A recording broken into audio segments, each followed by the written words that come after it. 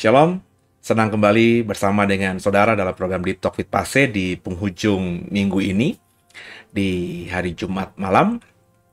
Dan sebelum kita lanjutkan tadarusan Alkitab kita dalam program Deep Talk with Pase ini, saya mengajak kita untuk satu hati kita berdoa. Bapa, kami mengucap syukur buat malam hari ini kami kembali boleh ada dalam Deep Talk with Pase, tadarusan Alkitab kami dalam 2 Korintus pasal yang ke-8 hari ini. Berikan kami hikmat marifat-Mu Tuhan, sehingga ayat yang kami baca bisa terang, kami bisa diberkati, dan kami bisa menjadi manusia yang jauh lebih baik lagi. Jangan satupun kami yang Kau lalui. Haleluya. Amin.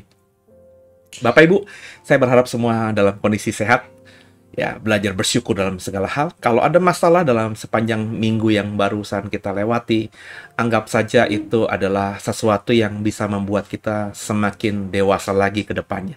Jadikan itu pengalaman yang lebih berarti, pengalaman yang berharga, sehingga kita di kemudian hari semakin indah, gitu ya. Dan kita sama-sama buka Alkitab kita, ya. Kita akan coba membaca 2 Korintus pasal yang ke-8. Haleluya. Besar perbuatanmu ajaib, tiada seperti Engkau, tiada seperti Engkau.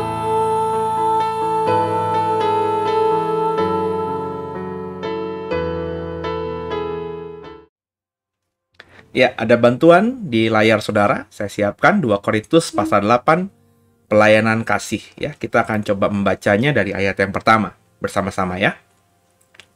Saudara-saudara, kami hendak memberitahukan kepada kamu tentang kasih karunia yang dianugerahkan kepada jemaat-jemaat di Makedonia. Selagi dicobai dengan berat dalam berbagai penderitaan, sukacita mereka meluap, dan meskipun mereka sangat miskin, namun mereka kaya dalam kemurahan. Aku bersaksi bahwa mereka telah memberikan menurut kemampuan mereka, bahkan melampaui kemampuan mereka. Dengan kerelaan sendiri, mereka meminta dan mendesak kepada kami supaya mereka juga beroleh kasih karunia untuk mengambil bagian dalam pelayanan kepada orang-orang yang kudus. Mereka memberikan lebih banyak daripada yang kami harapkan. Mereka memberikan diri mereka pertama-tama kepada Allah, kemudian oleh karena kehendak Allah juga kepada kami. Sebab itu kami mendesak kepada Titus supaya ia mengunjungi kamu dan menyelesaikan pelayanan kasih itu sebagaimana ia telah memulainya. Maka sekarang, sama seperti kamu kaya dalam segala sesuatu, dalam iman, dalam perkataan, dalam pengetahuan, dalam kesungguhan, untuk membantu, dan dalam kasihmu terhadap kami, demikianlah juga hendaklah kamu kaya dalam pelayanan kasih ini. Aku mengatakan hal itu bukan sebagai perintah, melainkan dengan menunjukkan usaha orang-orang lain untuk membantu. Aku mau menguji keikhlasan hati kasih kamu, karena kamu telah mengenal kasih karunia Tuhan kita, Yesus Kristus, bahwa Ia yang oleh karena kamu menjadi miskin, meskipun Ia kaya, supaya kamu menjadi kaya oleh karena kemiskinannya. Inilah pendapatku tentang hal itu, yang mungkin berfaedah bagimu. Memang sudah sejak tahun yang lalu kamu mulai melaksanakannya dan mengambil keputusan untuk menyelesaikannya juga. Maka sekarang selesaikan jugalah pelaksanaan itu. Hendaklah pelaksanaannya sepadan dengan kerelaanmu dan lakukan itu dengan apa yang ada padamu. Sebab jika kamu rela untuk memberi, maka pemberianmu akan diterima kalau pemberianmu itu berdasarkan apa yang ada padamu, bukan berdasarkan apa yang tidak ada padamu. Sebab kamu dibebani bukanlah supaya orang-orang lain mendapat keringanan, tapi supaya ada keseimbangan. Maka hendaklah sekarang ini kelebihan kamu mencukupkan kekurangan mereka, agar kelebihan mereka kemudian mencukupkan kekurangan kamu, supaya ada keseimbangan. Seperti ada tertulis, orang yang mengumpulkan banyak tidak kelebihan, dan orang yang mengumpulkan sedikit tidak kekurangan. Haleluya. Nah, saudara, ini ayat yang menarik ya, karena berada dalam posisi jemaat di Korintus. Jemaat di Korintus ini sudah kita bahas sejak beberapa waktu yang lalu, sejak 1 Korintus. Kita tahu, saya sudah membagi pemahaman saya soal jemaat Kristen di Korintus, jemaat yang luar biasa bertumbuh. Mereka rindu untuk melayani Tuhan dengan karunia-karunia yang mereka anggap luar biasa. Mereka berusaha mengejar karunia-karunia itu, mendapatkan karunia-karunia itu, mengekspresikan karunia-karunia itu dalam pelayanan. Tapi terindikasi mereka belum menghidupi kasih itu. Sehingga mereka melayani Tuhan dengan do the best, dengan karunia yang mereka miliki, tapi mereka akhirnya tidak menghargai orang lain yang melayani Tuhan yang sama dengan karunia yang berbeda. Ada gap gitu. Ya, bahasa sederhananya ada gereja sekarang ini di 2022 yang luar biasa besar, dipakai Tuhan, mereka anggap mereka luar biasa. Dengan karunia mereka melayani Tuhan, dengan kemampuan mereka melayani Tuhan, dan mereka tidak menghargai adanya gereja lain yang dengan karunia kemampuan yang berbeda, ya sama-sama sedang melayani Tuhan yang sama. Ini yang terjadi hari-hari ini. Dalam ekspresi pemahaman para pendeta yang kita bisa lihat di YouTube, saudara, yang satu menganggap dirinya paling hebat sehingga bisa mengkritisi dengan vulgar di YouTube. Itu kan berarti kan mengkritisi dengan vulgar. Bicarain orang sama-sama pelayan Tuhan kepada khalayak ramai yang notabene belum tentu orang Kristen. Kalau di YouTube kan banyak orang yang bukan Kristen juga mendengar itu. Dan tidak semua orang Kristen yang mendengar juga punya pemahaman iman yang sama. Tapi terindikasi, terlihat secara kasat mata dengan telinga hamba Tuhan ini menjelekkan tanda kutip, merendahkan tanda kutip pemahaman pendeta yang lainnya. Ini sama kayak jemaat di Korintus gitu, yang merasa dirinya udah paling hebat sehingga dia bisa mengkritisi, bisa menghakimi pendeta yang lain. Bagi saya ini sesuatu yang konyol, saudara. Ya. Dan saya sih jujur saja, ya, saya sadar siapa saya gitu kan. Kapasitas saya, pengaruh saya tidak sebesar mereka-mereka ini. Tapi kalau saudara mengikuti khotbah saya, saudara mengikuti pengajaran saya, saudara diberkati oleh pelayanan The Warriors ini, dengarkan saya, nggak usah dengerin pendeta-pendeta model begitu lagi. Karena sudah terindikasi mereka sudah merasa paling dirinya benar sendiri. Ngapain mengikuti orang-orang yang seperti ini, saudara? Ini jelas-jelas gambaran dari jemaat Korintus itu. Yang hebat memang, harus diakui. Saya apresiasi tinggi mereka hebat. Mengajar dengan dalam.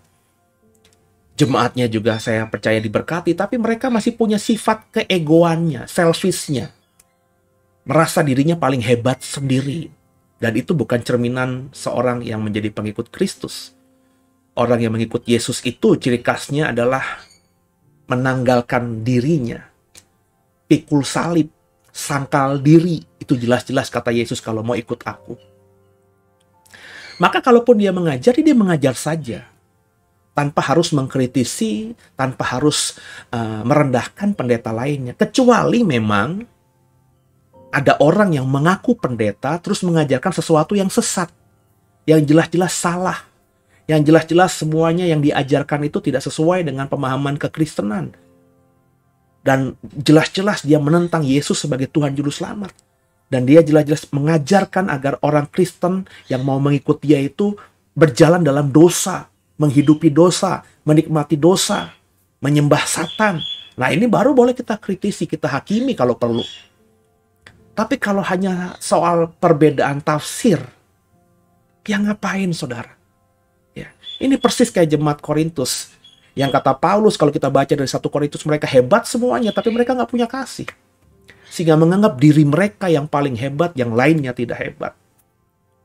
Dan ini kalau kita lihat di ayat 1 pasal 8, kelihatan Paulus menyinggung secara sederhana. Saudara-saudara, kami hendak memberitahukan kepada kamu tentang kasih karunia yang dianugerahkan kepada jemaat-jemaat di Makedonia.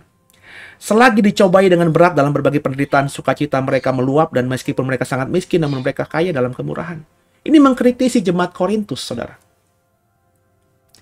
Jemaat Makedonia itu jemaat yang luar biasa diberkati Tuhan. Dalam apa? Bukan dalam ekonomi. Mereka dikatakan mereka miskin, tapi mereka kaya dalam kemurahan.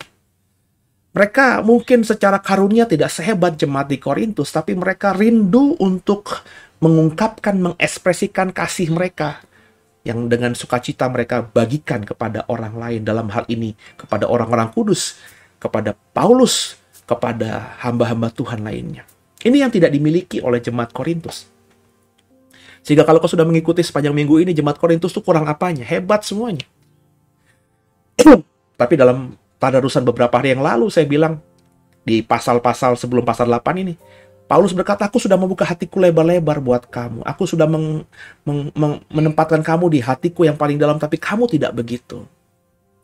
Kamu nggak membuka hatimu lebar-lebar juga.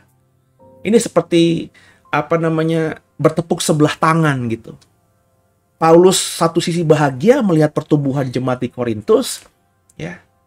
Mereka mau dengar apa yang Paulus katakan, tapi mereka satu sisi tidak memberikan feedback kasih mereka kepada Paulus dan juga mengekspresikan kasih mereka kepada sesama mereka di Korintus. Jadi ini satu sisi jemaat Korintus bagus, memiliki kelebihan, tidak semuanya jelek, punya kelebihan, karunia mereka luar biasa. Mereka juga mau dengarkan Paulus dalam beberapa aspek, seperti menerima Titus, menghargai Titus seperti menghargai Paulus. Itu mereka kerjakan sehingga Paulus dalam penderitaannya bisa bahagia, dapat penghiburan karena jemaat Korintus mendengarkan dia. Tapi sisi lain, Paulus juga menyoroti bahwa jemaat Korintus ini kurang kasih. Dan itu yang harus menjadi apa yang Paulus ekspresikan dalam pasal 6, pasal 7, pasal 8. Ini mestinya menjadi contoh bagi kita yang melayani Tuhan, bahwa ketika ada orang, jemaat yang punya kelebihan, kita nggak boleh langsung memujinya senantiasa. Sebab saya percaya setiap orang itu ada kelebihan, ada kekurangannya. Maka seorang pengkhotbah, seorang pelayan Tuhan, seorang pendeta, seorang gembala, itu harus berani mengatakan apa adanya soal kebenaran itu. Ya. Dan kalau resikonya mereka akhirnya yang mendengarkan kita terusik, terganggu, karena mereka merasa disindir, ya itu resiko.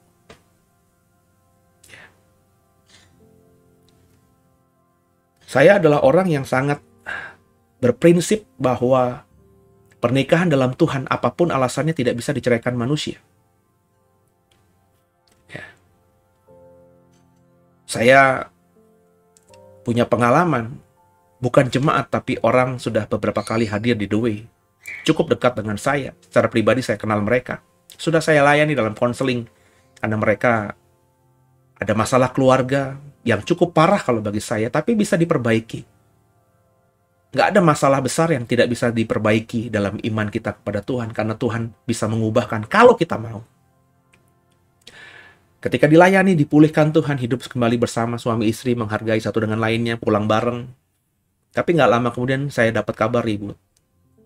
Karena bukan jemaat The Way, tidak sering hadir, dan kalau tidak hadir ke The Way, karena bukan jemaat The Way, ya saya tidak tanyakan. Ya, sebab mereka hanya cuma sekali-kali doang. Meskipun saya punya hubungan cukup dekat dengan mereka. Tapi karena bukan jemaat, ya saya tidak bisa terlalu intervensi dalam begitu. Karena belum terdaftar. Sampai akhirnya saya dapat informasi dari pihak perempuan bahwa mereka sudah mengajukan, dia sudah mengajukan cerai atau dituntut cerai oleh pasangannya, dan terindikasi juga si pihak istri ini tidak ingin juga melanjutkan pernikahannya karena banyak alasannya. Saya dapat kabar itu, saya kaget karena saya pikir sudah adem ayem.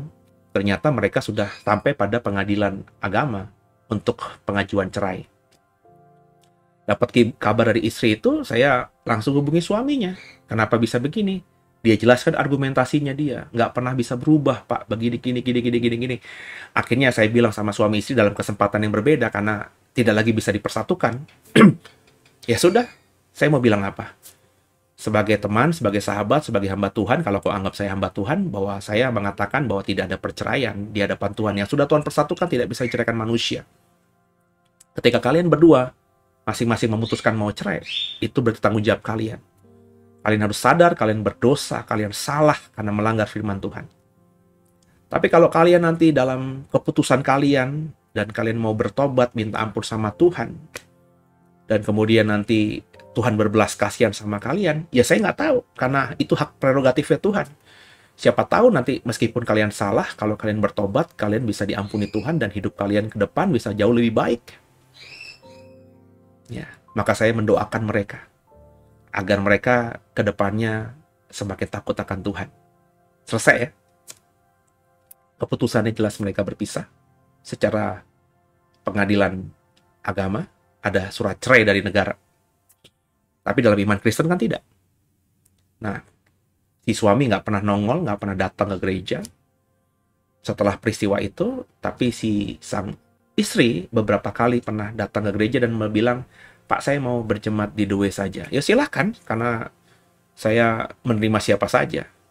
Ya, jangan mentang-mentang kamu sudah bercerai, kemudian saya tahu kamu memang tidak mengikuti saran saya untuk tidak bercerai, terus ketika kamu mau berjemaat di The Way, terus saya tolak. Enggak. Gereja adalah bengkel, saya bilang gitu. Semua orang sakit, semua orang yang punya masalah, ya datang ke gereja, itu paling benar. Nah, ketika sang istri ini dengan anak-anaknya beberapa kali datang ke gereja, kebetulan khotbah yang saya siapkan menyinggung soal itu. Jadi saya kan tidak tahu dia datang apa tidak. Jadi saya siapkan materi, saya siapkan khotbah yang ada isi soal bagaimana Tuhan membenci perceraian itu. Bagaimana Tuhan ingin kita saling mengampuni itu. Jadi khotbah itu sudah tersusun rapi, sudah saya bawa dalam doa dan siap saya khotbahkan. Bahkan ketika pagi hari di hari Minggu saya sudah berdoa, Tuhan, kalau ini memang harus saya khotbahkan, saya akan khotbahkan. Jadi saya sudah siap benar-benar menguasai bahan, berdoa, dan sudah berdoa kepada Tuhan agar Tuhan pakai mulut, lidah, dan pikiran hati saya ketika saya menyampaikan itu, kebenaran Tuhan saja yang disampaikan. Pas saya siap maju ke mimbar, saya lihat ada si istri ini dengan anak-anaknya. Apakah saya akhirnya harus membuat khotbah itu berbeda atau dihaluskan? Saya bilang sama Tuhan, saya tidak tahu dia datang, dia juga bukan jemaat kita, artinya dia datang atau tidak, itu ya suka-suka dia saja. Kalau jemaat, ada kemungkinan besar dia datang. Tapi karena belum berjemaat, baru niat mau berjemaat. Nah, mestinya kalau saya tahu kalau dia berniat berjemaat, kalau saya ngikutin daging, mestinya kan saya khotbah yang lain saja gitu. Karena saya siap. Saya berkhotbah on the spot gitu ya. Langsung pakai ayat tertentu saja, saya bisa kok. Ya. Dengan pengalaman saya sudah hampir 20-an tahun jadi pengkhotbah, masakan berkhotbah dadakan dengan materi yang dadakan nggak bisa. Bisa. Pasti bisa. Dan kalau saya khotbah yang lain, tentu dia akan berjemaat akhirnya karena dia mendengarkan khotbah yang tidak menyinggung dia. Tapi saya sudah siapkan ini. Saya tahu dalam hati saya ada kecamuk gitu. Tapi saya bilang sama Tuhan, nggak, saya harus ngomong ini. Jadi saya ngomong. Bagaimana Tuhan membenci perceraian, bagaimana kita harus mengampuni pasangan kita seapapun juga. Ya, saya tahu dia pasti merasa bagaimana, mungkin dia berpikir saya sedang menyinggung dia, padahal saya tidak tahu dia datang apa tidak. Singkat cerita, habis khotbah, saya salaman di pintu keluar, masih oke semuanya. Terus semangat ya Bu, hidup dalam Tuhan, jangan buat dosa lagi. Saya bilang gitu, saya bisikin dia, saya doakan dia. Minggu depannya datang lagi, saudara. Yang saya juga tidak tahu karena dia tidak berkata mau datang apa tidak, saya siapkan khotbah yang karena itu saya selalu khotbah agak seri gitu kan. Masih menyinggung hal itu. Berkecamuk lagi di perasaan saya. Wah, gua harus khotbah apa lagi nih? Kalau khotbah yang sama lagi dia semakin mungkin merasa tersinggung gitu. Tapi saya cuma bilang, Tuhan, saya siapin khotbah ini ya karena tidak berpikir untuk dia, untuk yang lainnya dan untuk jemaat yang mengikuti secara live streaming atau online. Ya saya akhirnya ngomong aja. Dan tahu nggak saudara? Beberapa minggu berikutnya sampai detik ini, ibu ini nggak pernah hadir lagi di gereja. Nah, nggak ada kabar. Hilang begitu saja. Ya saya mau gimana saudara? Saya mau bagaimana maksud saya? Apakah saya harus merubah khotbah saya hanya demi satu orang ini saja? Padahal yang saya khotbahkan itu adalah kebenaran. Dan saya menyiapkan khotbah itu bukan untuk menembak orang ini karena dia bukan jemaat kita. Dan saya juga tidak tahu kapan dia datang atau kapan dia tidak datang. Padahal saya sudah menggumuli khotbah itu. Nah, ini kan sesuatu yang harus disampaikan gitu. Nah, kembali dalam konteks cerita ini, saudara. Jemaat di Korintus itu hebat dalam banyak hal, tapi tidak melakukan hal yang lainnya yang secara prinsip itu lebih bagus atau membuat mereka lebih indah di mata Tuhan. Dan Paulus itu tetap mengkritisi jemaat Korintus. Korintus jemaat yang besar, Pak. Kota Korintus itu kota yang besar, Pak. Tapi Paulus tetap menyoroti hal ini. Kalian itu meskipun hebat, tapi kalian nggak punya kasih. Paulus seolah-olah nggak peduli. Apakah nanti jemaat Korintus tersinggungkah atau marah atau kemudian akhirnya mereka berpaling, misalnya jadi pengikut Apolos. Paulus nggak pedulikan, dia hanya mengatakan kebenaran. Dan ini harus kita kerjakan. Ya.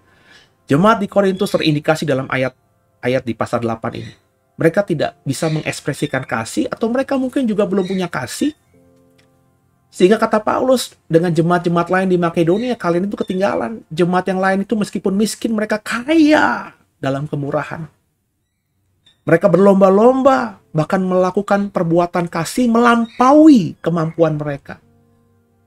Kalau menurut ukuran mereka hanya bisa membantu orang-orang kudus atau mensupport pelayanan apapun, termasuk mensupport pelayananku hanya segini, tapi mereka melakukan yang lebih luar biasa lagi, padahal mereka saat tidak mampu. Tapi mereka bermurah dalam kasih itu. Dan itu tidak kuterima dari kalian, Korintus. Jadi Bapak Ibu hebat dalam pelayanan apapun, tapi kalau nggak punya kasih, nggak ada kasih yang terekspresi kepada orang lain. Ini juga miris, ya. Ini juga miris, ya. Jadi kita harus mengekspresikan kasih itu kepada yang lainnya. Nah, ini yang harus kita lakukan, saudara. Bapak Ibu bersama-sama dengan saya, kita belajar untuk menabur, memberikan kasih kepada orang lain. Jadi sama-sama kita berlomba-lomba untuk menabur, memberikan kasih kepada orang lain. Kemudian saudara, apa yang kita bisa pelajari berikutnya dari ayat-ayat di pasal 8 ini? Bahwa mengambil bagian dalam pelayanan orang-orang kudus. Orang-orang kudus di sini merujuk pada para rasul saat itu. Hari ini pada pelayanan gereja, itu sangat penting. Maka Bapak Ibu kalau tertanam dalam sebuah gereja, Bapak Ibu harus ambil bagian. Meskipun badan saudara nggak bisa karena kau bekerja dari jam 8 pagi sampai jam 8 malam, andai kata. Kau punya toko sehingga membuat dirimu tidak bisa ada dalam badanmu untuk membantu pelayanan gerejamu. Tapi support pelayanan gerejamu. Terlebih kalau kau tahu gerejamu melayani dengan benar. Kalau kau tahu gerejamu tidak mata duitan, pendetamu tidak mata duitan. Kau tahu pendetamu, gerejamu melayani dengan tulus, kelihatan tuh pelayanannya apa aja. Support, saudara. Soal berapa nominalnya, yang penting kau memberikan dengan sukacita. Bahkan berlomba-lombalah menabur untuk ini. Apa yang kau tabur, itu yang kau tuai. Kalau kau dengar juga ada komunitas gereja lain, ada persekutuan gereja, ada persekutuan doa, di mana kau bisa bergabung di sana dan kau bisa melayani lebih luar biasa lewat persekutuan doa itu. Tabur di situ.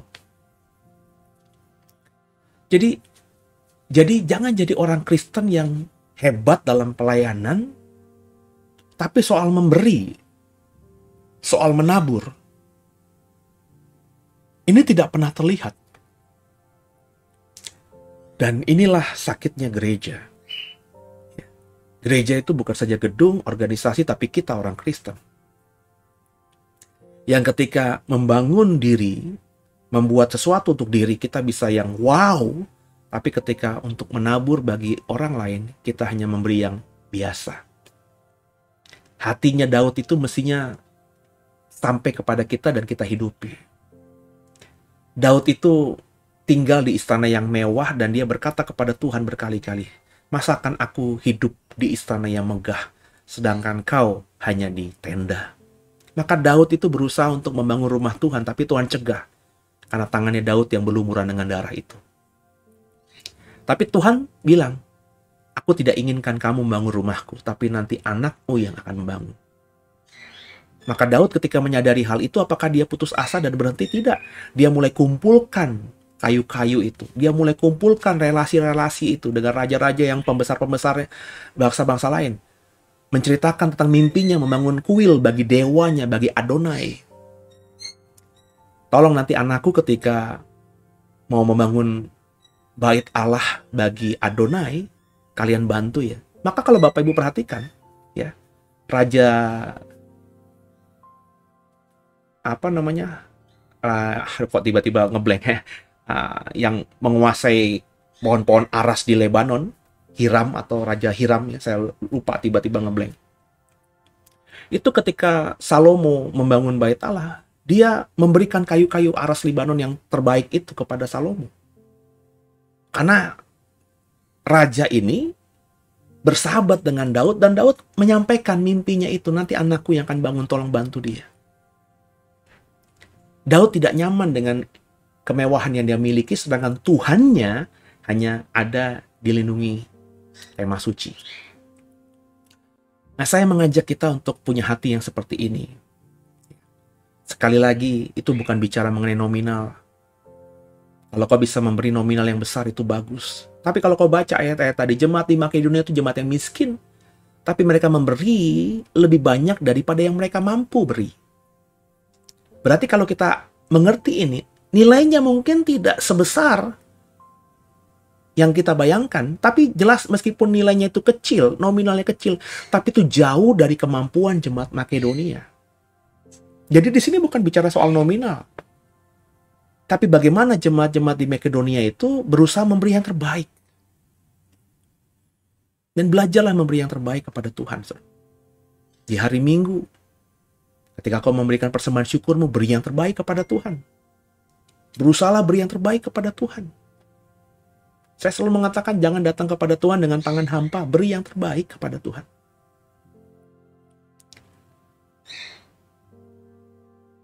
Kembalikan persepuluhanmu kepada Tuhan lewat gereja di mana kau bisa bertumbuh. Karena itu memang bukan hak saudara, itu adalah haknya Tuhan. Dan Tuhan sudah mempercayakan memberikan hak itu kepada orang-orang Lewi, tanda kutip, para hamba Tuhan yang hidup dari pelayanan gerejamu. Itu bukan bagian kita. Berilah yang terbaik kepada Tuhan, saudara.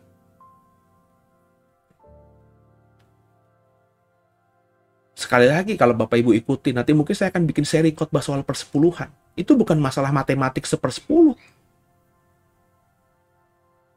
Jadi bukan berarti kalau kau punya gaji 1 juta, maka 100.000 itu punya Tuhan. Bukan seperti itu aturannya, atau hitungannya, atau esensi dari pengajaran persepuluhan itu.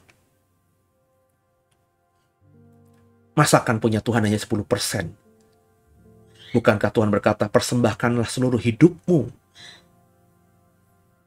Jadi persepuluhan itu bukan berarti 1/10 dari penghasilan kita, itu punya Tuhan. Nanti ya, saya akan bagikan pengajaran itu. Saya sudah pernah mengajar soal persepuluhan, tapi dulu saya bikin di website kita. Nah, entah kenapa website kita kena hack, dan akhirnya semua artikel saya di website itu hilang, dan saya tidak lagi membuat website yang baru, karena tadi ya, pertama jarang orang sekarang membuka website, lebih orang banyak membuka YouTube, ya saya akan coba berikan materi dalam YouTube soal persepuluhan nanti. Pelan-pelan akan saya bagikan kepada saudara. Jadi, sama-sama kita belajar, dan jemaat Korintus terindikasi tidak memberikan yang terbaik soal kasih ini.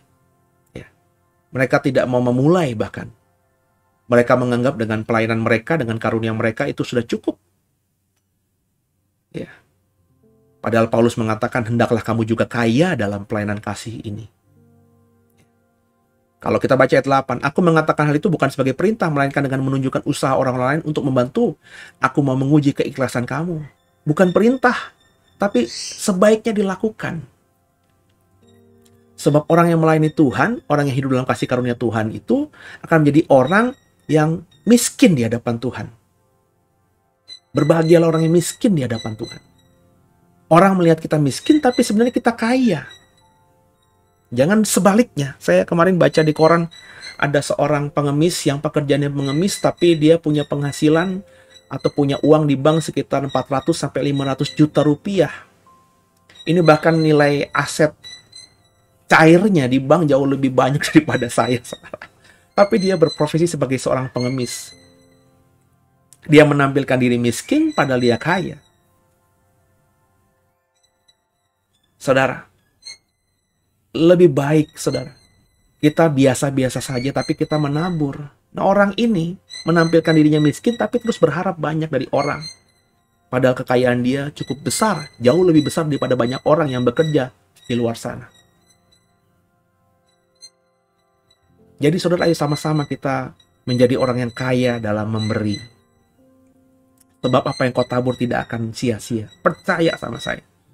Saya bisa seperti ini, saya sampai di detik ini, saya tidak bilang saya orang kaya, tapi saya hidupnya diberkati Tuhan, dalam arti tidak pernah kekurangan, tidak pernah sampai hidup yang susah kayak gimana pun. Bahkan ketika saya terpuruk sekalipun, ingat ya, saya punya kesaksian, saya pernah diberhentikan oleh gereja tanpa sebab, tanpa alasan yang jelas, tanpa informasi resmi.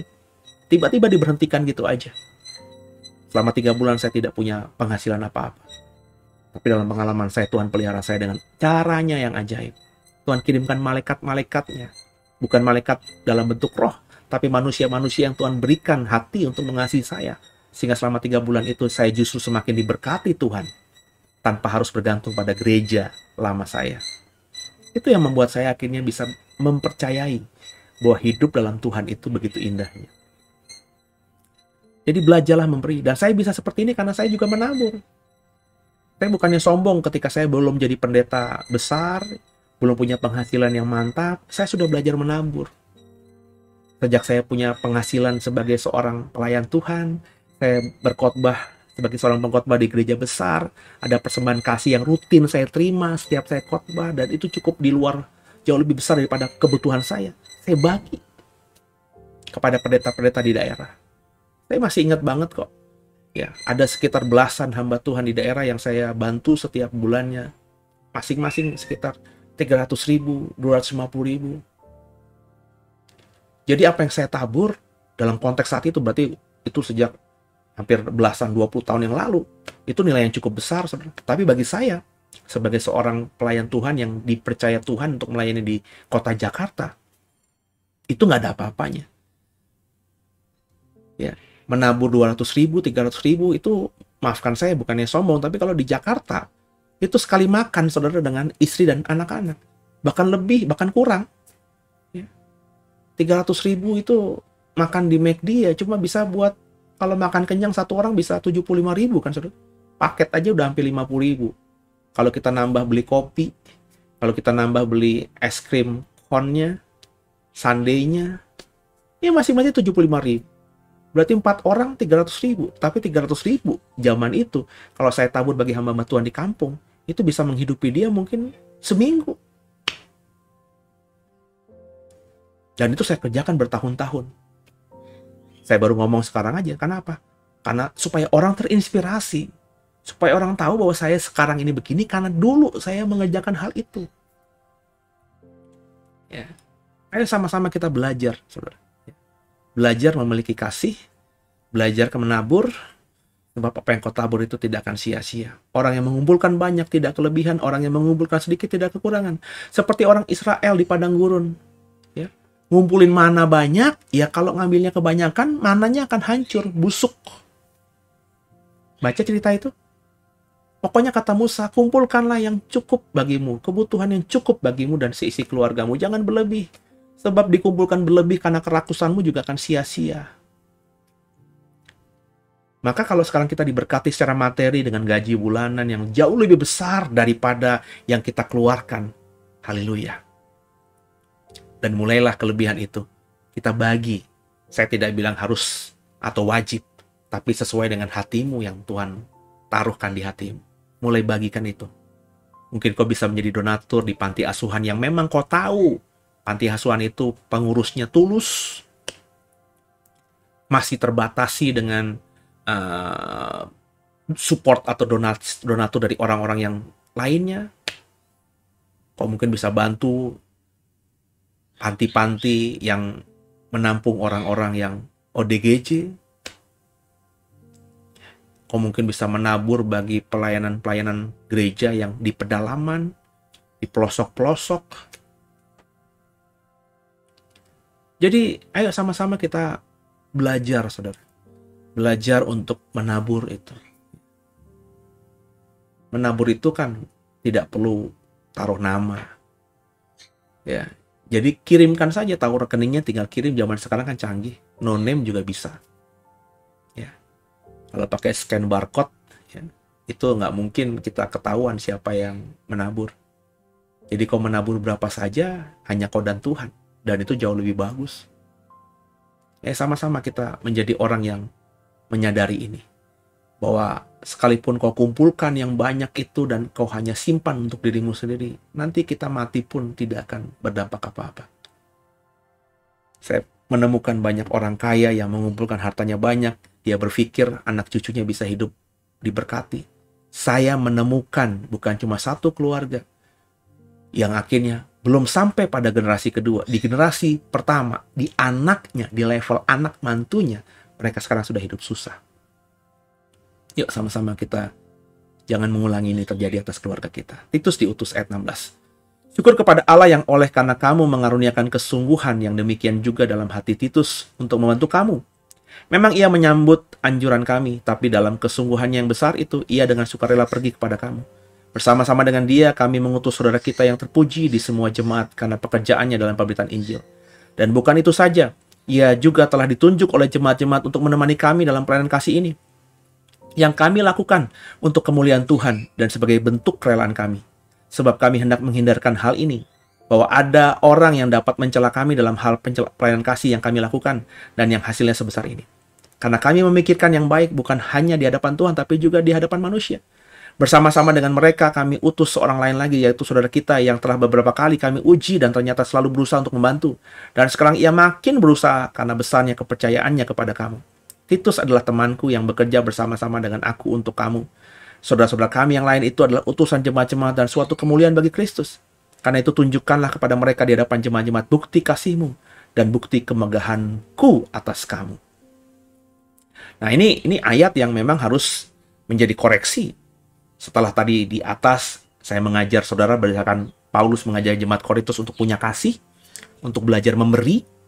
Ini ayat yang di bawahnya yang barusan kita baca. Ayat yang untuk para pelayan Tuhan. Yang harus bertanggung jawab atas support, dukungan dari jemaat. Maka gereja itu juga harus mempertanggungjawabkan persembahan yang diberikan oleh jemaat atau siapapun untuk mendukung pelayanan gereja. Berarti ini bicara soal pendetanya, gembalanya, pengurus gerejanya. Ya. Jadi setiap sen yang dikeluarkan oleh gereja itu harus benar-benar dihargai, dihormati, karena ini adalah taburan dari jemaatnya. Dikelola dengan baik. Itu makanya meskipun saya tidak terlalu ambil pusing dengan banyak pendeta yang hidupnya mewah, tapi kalau bagi saya pasti tidak akan hidup seperti itu. Saya jujur saja suka dengan barang branded, saudara. Dulu banget. Tapi sekarang saya berpikir untuk apalah. Ya, nggak peduli saya dengan apa yang saya pakai, apa yang saya gunakan. Ya, dan kalaupun yang saya gunakan ya barang-barang yang normal-normal saja harganya, tidak yang berlebih-lebihan. Ya, sebab kalau saya membeli sesuatu barang yang berlebih-lebihan, yang harganya wow-wow itu, tentu nanti akan menjadi batu sandungan bagi orang lain. Ya. Orang lain akan menuduh nantinya, meskipun mungkin tidak. Siapa tahu saya membeli itu dengan uang saya sendiri, hasil warisan dari orang tua. Tapi orang bisa menuduh saya menggunakan persembahan untuk hidup mewah dengan membeli barang-barang yang branded itu. Dan saya tidak mau begitu. Ya. Saya sudah sampai pada kesadaran bahwa hidup itu cukuplah untuk makan, minum, pakai. Ya. Kalau bisa beli sesuatu, ya beli yang semampunya, yang senormalnya sajalah. Sekarang saya kalau mau jujur, beli sepatu yang harganya, maafkan saya bukan sombong, belasan juta sih bisa saja gitu. Tapi buat apa? Mendingan beli sepatu yang ya, bahkan sepatu yang saya pakai sekarang itu adalah pemberian orang. Ya, saya beli sepatu yang harganya ratusan ribu, yang saya beli baru ratusan ribu, saudara. Ya, 400 ribu, 500 ribu. Kayaknya kalau membayar untuk membeli sepatu yang harganya jutaan itu masih gimana gitu. Karena saya pikir buat apa gitu. Ya. Saya untuk diri saya sih sudah seperti itu. Ya. Saya tidak lagi ada kemampuan atau keharusan harus memiliki ABCD. Kalaupun ada persembahan yang masuk, yang diterima oleh Dewe, itu saya kelola dengan baik. Karena memang pengeluaran Dewe masih cukup besar. Kita masih punya tanggung jawab untuk membayar cicilan bulanan gereja yang kita beli secara angsur. Kita angsur 7 tahun, dan ini baru masuk tahun ke-3, masih ada 4 tahun lagi yang cicilan per bulannya itu luar biasa. Itu saya bilang kenapa kepada banyak teman-teman, sabar ya, kita belum bisa mengapresiasi pelayanan kalian, tim pelayanan itu dengan uang, ya, karena memang semuanya masih kita alokasikan untuk cicilan ini. Ya, puji Tuhan, Tuhan cukupkan setiap bulannya. Dan karena itu saya harus menyikapi diri dengan hidup yang biasa-biasa saja. Yang harus berpikir, paling tidak saya punya goal, tanggung jawab yang Tuhan percayakan untuk memiliki gereja, memiliki gedung dengan bagus ini. Sebagai pemimpin gereja, saya bisa menyelesaikan tanggung jawab itu. Nanti kalau sudah selesai, ya berarti ada dana yang tadinya dialokasikan untuk membayar cicilan, di mana saya bisa split untuk bisa lebih memberkati banyak orang. Ya, sekarang ini saya belum bisa membuat klinik, padahal hati saya ingin membuat klinik untuk menolong orang-orang di kelas bawah dapat pengobatan yang terbaik. Saya kepengen gitu ya, bisa punya sebuah panti kecil untuk menolong anak-anak yang memang membutuhkan untuk kita tolong. Ada anak-anak di perkampungan, di pedalaman sana yang memang orang tuanya tidak mampu sehingga tidak bisa sekolah. Padahal sekolah itu sudah free, gratis. Sekolah negeri kan gratis, tapi orang tua tetap tidak bisa. Dan juga karena keterbatasan, saya kepengen tuh membawa orang-orang atau anak-anak di daerah yang memang tidak punya kemampuan dan orang tuanya sudah angkat tangan, saya mau bawa ke Jakarta, ke Serpong.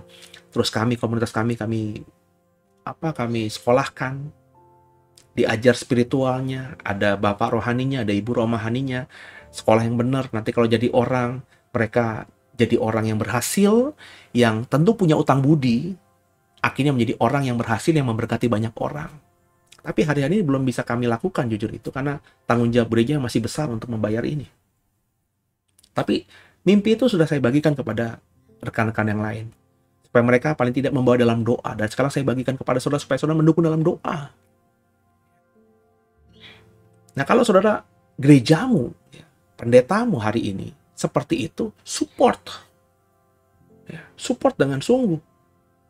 Tapi kalau, maafkan saya, kalau gerejamu, pendetamu hidup dengan kemewahan, ya, dia punya jemaat yang miskin tapi dia hidup berkelimpangan harta, coba pertimbangkan bahwa dalam doa, apakah kau harus terus berada dalam komunitas gereja yang digembalakan oleh hamba Tuhan yang model seperti ini? Gitu ya saudara ya. Jadi jangan terpukau dengan apa yang hanya kasat dengan mata. Oh, pendeta saya itu pintar ngajar. Saudara, kalau orang mau belajar pasti pintar ngajar. Oh, pendeta saya itu punya kuasa. Emang pendeta lain nggak punya kuasa? Atau kuasa itu datang dari mana? Dari Tuhan. Jadi jangan kita terpesona dengan hal-hal yang bisa dilihat oleh mata. Kalau kau membaca tulisannya Paulus dalam Korintus ini, iman harus, aku percaya bahkan ketika aku tidak melihat. Ya, itu yang harus kita perhatikan, itu yang harus kita resapi dalam kehidupan kita sebagai seorang pelayan Tuhan. Ya. Jadi inilah firman yang kita bisa baca di malam hari ini, bahwa kita harus menghormati, Bapak Ibu harus menghormati para pelayan Tuhan. Kalau andai kata pelayan Tuhan itu memang salah, ya tinggal kita bersikap aja, kita harus mengikutinya atau tidak, tapi jangan kita menentangnya. Itu yang saya akhirnya belajar, karena dulu di masa lalu ketika saya masih sangat muda, belum mengerti sama sekali, saya banyak menjatuhkan para pendeta, hamba-hamba Tuhan. Bapak Ibu tahu, akhirnya saya jadi pendeta. Ini kayak Tuhan itu melihat saya dan lu dulu jatuhin pendeta, sekarang gue suruh lu jadi pendeta deh. Dan saya menyesal sungguh. Secara jujur saya melihat sampai sekarang bahwa yang saya lakukan dulu itu benar. Karena pendeta-pendeta itu memang di mata saya saat itu tidak mencerminkan seorang pendeta, seorang hamba Tuhan. Tapi tetap saja salah, karena biar bagaimanapun mereka adalah hamba Tuhan. Penghakiman itu bagi hamba Tuhan terutama adalah bagiannya Tuhan. Dan saya sangat percaya hamba Tuhan itu akan dihakimi jauh lebih tegas, lebih detail, lebih tajam daripada yang lainnya. Karena hamba Tuhan itu mestinya jadi contoh. Dan saya sekarang ini, sejak saat tahu itu, saya nggak pernah menghakimi siapapun juga. Ketika saya diperlakukan semena-mena pun, ya saya udahlah, biarin aja lah. Nggak saya ekspresikan dalam kemarahan, dalam mimbar gitu. No. Saya nggak pernah jelekin hamba-hamba Tuhan.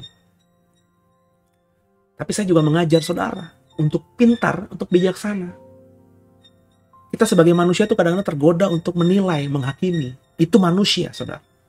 Maka daripada kita menghakimi hamba Tuhan, di mana kita sekarang bernaung dalam pelayanannya, kan lebih baik saudara keluar baik-baik, mencari komunitas yang baru, sehingga saudara akhirnya tidak tergoda untuk bicarakan pendeta itu, ngomongin pendeta itu. Tapi bukan berarti saudara kalau ada masalah dengan pendeta saudara langsung keluar gitu aja. Kalau tipikal saudara seperti itu, ya saudara akhirnya tipikal yang tidak mau dibentuk. Jadi kalau kesalahan, kalau perbuatan pendetamu, yaitu tidak fatal, ya coba kita bahasakan, kita komunikasikan. Supaya sama-sama kita saling menajamkan besi. Dan kita juga dibentuk. Tapi kalau fatal, memang pendetamu, gembalamu, jinah cabul, punya perempuan banyak, punya istri banyak. Pendetamu itu sangat hedon. Ya. Selalu beli barang-barang yang branded, selalu liburan ke luar negeri, beli tasnya yang mahal-mahal, sepatu yang mahal-mahal. Istrinya juga begitu. Nah, kalau saudara nggak nyaman dengan pendeta yang model begini, ya ngapain kita ada di situ? Tapi cuma kalau perbedaan hal yang sederhana, juga salah ucap, ya, atau salah bertindak, itu kan hal yang manusiawi yang bisa terjadi atas siapa saja termasuk pendeta. Nah, kalau cuma hal-hal seperti itu yang bukan fatal, ya cobalah kita mengampuni, mengasihi, supaya kita juga terbentuk bisa mengasihi orang lain. Nah, ya saudara ya, dan kita belajar memberkati. Saya bilang, bukan saudara harus menolong saya, sebab saudara pasti bukan jemaat saya. Tapi saudara, saya beritakan ini supaya saudara memahami gembalamu, pendetamu. Supaya saudara bisa mensupport pendetamu, paling nggak dalam doa. Kalau kau ada kelebihan, lagi masak enak, coba berikan kepada pendetamu. Ya. Kalau kau ada kelebihan, mungkin support pendetamu, supaya pendetamu juga bersyukur ada jemaatnya yang memperhatikannya. Nah, ketika kita kerjakan sama-sama seperti ini, maka komunitasmu akan hidup, akan kuat, saling menopang dalam doa, saling mendukung dalam segala hal, dan akhirnya tanpa diminta, kasih itu akan terekspresi. Kasih kita akan dirasakan olehnya, kasihnya akan dirasakan oleh kita. Dan itulah yang semestinya seharusnya terjadi di antara kita dalam komunitas Kristen kita.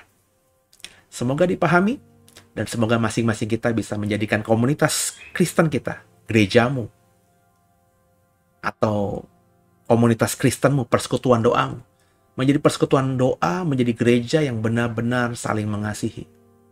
Karuniamu boleh berbeda-beda, tapi harus diikat dengan kasih itu. Dan untuk bisa mengikat dengan kasih itu, belajarlah memberi, belajarlah mengekspresikan kasihmu itu. Karena kasih itu akan bisa merubah banyak hal yang tadinya buruk sekalipun menjadi indah. Dunia yang jelek, dunia yang semuanya jahat ini, sekarang jadi indah karena Tuhan mengasihi dunia ini. Semoga dipahami, semoga diberkati. Haleluya.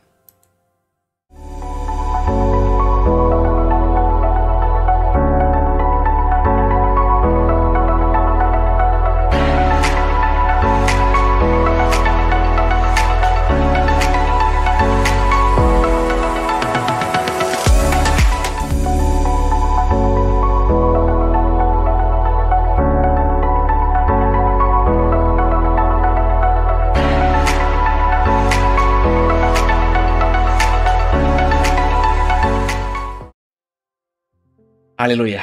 Saudara, pengumuman tadi, pengumuman yang masih bisa, ini belum Jumat berakhir, masih bisa saudara daftarkan diri untuk ikut sekolah Alkitab kita. Karena Sabtu besok kita mulai kelas perdana, dan saya tidak akan terima lagi pendaftaran di hari Sabtu, karena kita akan siap untuk buka kelas ini. Jadi kelas berikutnya akan kita buka mungkin sekitar 2 atau 3 minggu, atau mungkin bulan depan ya. Karena kelas ini kelas yang berjenjang, jadi saudara yang mau mengikutinya sejak awal ya, mengikuti kelas awal, maka segera mendaftar sebelum hari Jumat ini tinggal beberapa jam ke depan berakhir. Dan mulai tadarusan berikutnya selama 2 minggu mungkin saya akan memberikan pengumuman yang lainnya, dan kita berdoa agar kelas berikutnya tentang dasar Kristen 1 bisa dibuka segera ya, dengan dosen-dosen, dengan pengajar-pengajar yang bisa memperkaya saudara. Saya berharap semua kita bisa memahaminya, kita bisa mengikutinya, dan semoga direspon oleh saudara. Ya, kami belajar untuk membagikan apa yang kami punya. Saya punya karunia pengajaran, ya saya membagikan itu. Saya sudah mentransferkan kepada rekan-rekan pelayan Tuhan di The Way, sehingga mereka sudah juga dapat dari saya. Mereka juga punya ilmu teologi, kayak Pak Wijaya dan Bu Esther itu jelas-jelas adalah jemaat The Way, yang mereka juga punya pemahaman teologis, dan juga sudah saya ajarkan materi-materi yang saya kuasai, dan mereka akan membagikan kepada saudara. Dan beberapa tahun ke depan kita di The Way punya belasan sarjana teologi, ya, dan ke depan kita tidak akan kekurangan pengajar, saudara, ya. Dan saya ingin membagikan itu, ya. Meskipun saya mungkin tidak mengajar langsung, tapi mereka-mereka yang mengajar saudara ini adalah hamba-hamba Tuhan yang saya sudah nilai cakep untuk mengajar, gitu, saudara, ya. Dan saya nanti tetap akan mengajar, tapi dalam kelas-kelas khusus, ya, di mana saya akan mengajarkan suatu topik yang beda, yang menarik, yang bisa memperkaya wawasan teologi saudara. Semoga saudara diberkati. Dan kalau saudara diberkati, mohon di-share program ini, ya, dikenalkan kepada yang lainnya. Dan kalau berkenan didukung dalam doa, kalau saudara ada berkat lebih juga bisa dititipkan kepada pelayanan ini, sehingga pelayanan ini semakin berdampak bagi banyak orang, ya. Kami sedang mau mengembangkan pelayanan ini dengan upgrade banyak hal, dan kalau Tuhan izinkan bisa punya full timer yang khusus memang memegang program ini dengan apresiasi yang baik, sehingga nanti tentu kedepannya akan lebih indah lagi editingnya dan lain sebagainya. Demikian, saudara, ya. Dan terima kasih buat kebersamaan kita, dan besok hari kita akan ketemu dalam Living in Wisdom. Dan ikuti terus pengajaran iman Kristen dari channel YouTube The Way Digital Ministry. Jangan lupa di-subscribe kalau belum di-subscribe, dan berikan like, saudara, dalam setiap program kita. Itu tanda saudara mengapresiasi apa yang kita berikan. Seperti saya bilang dalam materi tadi, taruh dalam Alkitab, kita belajar untuk mengapresiasi dengan kasih kita. Kalau belum bisa dengan dana, saudara bisa dengan bantuan mensubscribe atau memberikan like. Itu juga sudah penghiburan buat kami semuanya. Terima kasih. Kita tutup dalam doa. Terima kasih Tuhan buat malam hari ini. Kami belajar banyak dari Korintus, dan ampuni salah dosa kami. Yesus Kristus adalah Tuhan Juru Selamat kami, dan ke dalam tangan mula kami serahkan tubuh, jiwa, dan roh kami. Haleluya. Amin. Selamat malam semuanya. Selamat beristirahat. Tuhan Yesus memberkati. Haleluya.